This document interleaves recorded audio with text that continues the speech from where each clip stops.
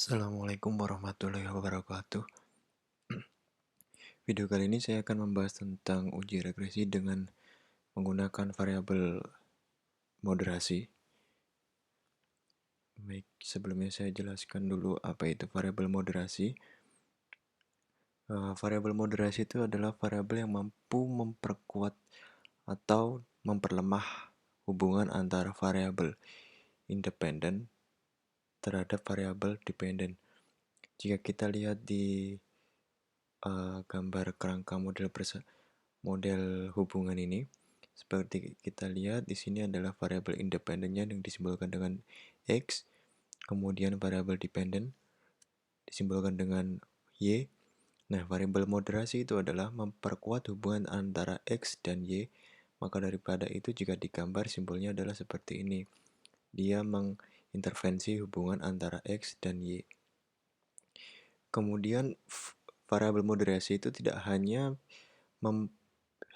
bisa memoderasi satu hubungan saja, bisa jadi dia memoderasi tiga hubungan antara variabel X dengan variabel Y, seperti pada gambar di sini. Oke, kemudian apa saja jenis-jenis variabel moderasi? Di sini saya sudah gambarkan tabel, ada 4 kuadran. Kuadran pertama, kuadran kedua, kuadran ketiga, dan keempat. Perhatikan di sini adalah masih berhubungan dengan variabel terikat dan atau variabel prediktor. Kemudian yang ini tidak berhubungan dengan variabel terikat dan atau variabel prediktor. Di sini tidak berinteraksi dan di sini adalah berinteraksi dengan variabel prediktor. Nah, ketika sebuah variabel itu tidak berinteraksi dengan variabel prediktor tetapi dia berhubungan dengan variabel terikat dan atau variabel prediktor, dia masuk ke dalam kuadran 1 dan ini bukan moderator, ini hanya variabel antecedent aja atau intervening atau variabel bebas saja. Variabel bebas pada umumnya. Nah, variabel moderator itu muncul pada kuadran 2, 3, dan 4. Untuk kuadran 2 ini, variabelnya itu tidak berhubungan dengan variabel terikat dan variabel bebasnya, namun dia juga tidak tidak berinteraksi dengan variabel prediktor. Nah, untuk mencari apakah sebuah variabel itu memoderasi sebuah hubungan antara variabel X dan Y, untuk mengetahuinya, ini merupakan fungsi dari error term-nya. Kemudian yang ketiga itu quasi moderator atau semi moderator. Di sini dia berhubungan dengan variabel terikat atau variabel prediktor, tapi dia tidak dan dia berinteraksi dengan variabel prediktor. Nah, yang ketiga adalah pure moderator atau full moderasi. Di sini dia tidak berhubungan dengan variabel terikat dan atau variabel prediktor, tapi dia berinteraksi dengan variabel prediktor. Oke, nanti kita akan membahas tiap dari 3 kuadran ini. Latihan yang pertama kita akan melakukan metode subgroup atau untuk mengetahui apakah sebuah variabel itu memoderasi hubungan antara variabel X dan variabel Y. Yang pertama ini, di sini ada kasus yang pertama itu adalah apakah gender memoderasi hubungan antara pelatihan terhadap produktivitas. Itu pertanyaan penelitiannya. Hipotesisnya berarti gender memoderasi hubungan antara pelatihan terhadap produktivitas. Nah, modelnya seperti ini. Ini adalah variabel bebasnya, kemudian di sini adalah variabel terikatnya, dan gender adalah memoderasi. Karena gender itu diasumsikan dia homologizer, oleh karena itu dia posisinya itu tadi tidak berinteraksi dengan pelatihan dan tidak mempunyai hubungan dengan produktivitas. Jadi dia hanya menggunakan fungsi error term, oleh karena itu dia dapat diketahui dengan metode subgroup. Bagaimana cara melakukannya? Oke, kita langsung ke SPSS. Kita open file dulu. Silakan nanti teman-teman ambil datanya di web yang sudah saya sediakan. Kemudian kita pilih datanya itu adalah regresi moderasi subgroup. Nah, ini kita pakai data regresi moderasi subgroup. Nah, Jika kita lihat di sini ada gender, jadi ada pria dan wanita, kemudian ada latihan dan ada produktivitas. Nah, konsepnya itu adalah bahwa ada perbedaan kekuatan hubungan antara latihan terhadap produktivitas itu, pelatihan terhadap produktivitas. Jadi nanti kita akan melakukan 3 kali regresi. Kita lakukan regresi yang pertama tanpa memecah grup ini dulu, tanpa kita menggunakan grup gender. Jadi kita hanya melakukan regresi uh, latihan terhadap produktivitas. Kemudian yang regresi yang kedua kita pecah regresinya. Yang pertama pria dulu, kemudian yang kedua wanita. Jadi ada tiga regresi yang akan kita lakukan. Oke, baik, kita langsung menuju kita analyze regresi linear. Oke, yang seperti yang tadi saya bilang, produktivitas itu sebagai variabel terikatnya, kemudian pelatihan sebagai variabel independennya. Nah, regresi yang pertama kita tidak perlu memecah grupnya atau split grupnya berdasarkan grup gender. Kita cukup meregresikan dua variabel ini. Oke.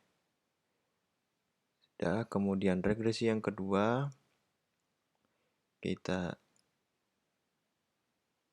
linear. Dependennya tetap produktivitas, independennya tetap pelatihan, tapi kita memasukkan gender sebagai untuk membagi grup itu menjadi dua, yaitu grup laki-laki dan grup perempuan. Oleh karena kita harus isi ini tadi 1. Kenapa 1? Karena gender laki-laki disimbolkan 1 dan perempuan disimbolkan 0. Oke, continue, kemudian kita klik OK. Oke, sudah. Kemudian yang ketiga kita lakukan analyze, regression, linear. Kemudian ininya kita ganti rule-nya karena tadi laki-laki, sekarang kita ganti perempuan, itu 0. Oke, kita lihat dari hasil yang pertama, di sini regresi dari model tanpa adanya pemecahan grup, itu dihasilkan semacam ini hasilnya. Kemudian di sini yang diregresikan hanya kelompok pria saja. Ini dengan ini gendernya pria. Kemudian yang terakhir yang diregresikan hanya kelompok wanita saja. Nah, konsep dasarnya dari metode subgroup ini kita membandingkan residual errornya antara regresi yang dilakukan tanpa mengelompokkan grup tadi dengan regresi yang dilakukan dengan mengelompokkan grup tadi itu, dibandingkan apakah residual errornya itu lebih baik atau tidak. Nah, caranya mengambil keputusannya adalah semacam ini. Kita ambil analisisnya hanya di tabel ANOVA ini saja. Sudah saya sediakan di sini. Nah, ini hasil regresi yang pertama yang tanpa mengelompokkan. Ini hasil regresi dari kelompok gender pria. Dan kemudian ini hasil regresi dari wanita. Pertama kita ambil nilai residualnya, sum square of residualnya dari regresi yang pertama tanpa pengelompokan, yaitu nilainya 449,775. Tertulis di sini 449,775. Kemudian kita ambil regresi yang kedua yang setelah kita kelompokkan, yaitu antara pria dan wanita. Ini dari regresi yang kedua dari pria dihasilkan nilai residual sum of square residualnya adalah 142,075. Di sini 142,075 dan yang kelompok wanitanya nilai sum of square residualnya 159,292 di sini. Nah, setelah itu kita jumlahkan SSR kategori pria dan wanita. Berarti antara ini dan ini, berarti kita jumlah, ketemu hasilnya. Nah, kemudian kita berikan notasinya adalah SSRG. Kemudian kita hitung nilai F-nya. Nilai F hitung, rumusnya adalah SSRT minus SSRG per K atau jumlah variabel independennya, karena variabel independennya adalah 2 variabelnya jumlahnya 2, berarti dia adalah 2. Kemudian SSRG per N1 adalah sampel pada kelompok pertama, N2 sampel kelompok kedua, dan minus 2K. Oke, ini 449 ini diperoleh dari ini, nilai SSRT, SSRG itu 301, ini dibagi 2, variabelnya ada 2, kemudian ini SSRG 301, kemudian jumlah N pada kelompok pertama, kelompok pria itu 20. Jumlah N pada kelompok wanita adalah 20 juga. Kemudian kita kemudian dikurangi 2 kali K, K-nya 2, berarti 2 kali 2. Dan hasilnya adalah 10,834. Nah, kemudian kita lihat nilai F-tabelnya. Dari nilai F-tabel kita ambil berdasarkan ini, alfa, K, dan N1 plus N2 minus 2K. Atau nilai level signifikan 0,05 dengan K-nya 2 dan jumlah sampelnya adalah 36. Dari situ diperoleh nilai F-tabel sebesar 3,259. Jadi bisa disimpulkan karena nilai F hitungnya lebih besar dibandingkan nilai tabel. Jadi bisa disimpulkan bahwa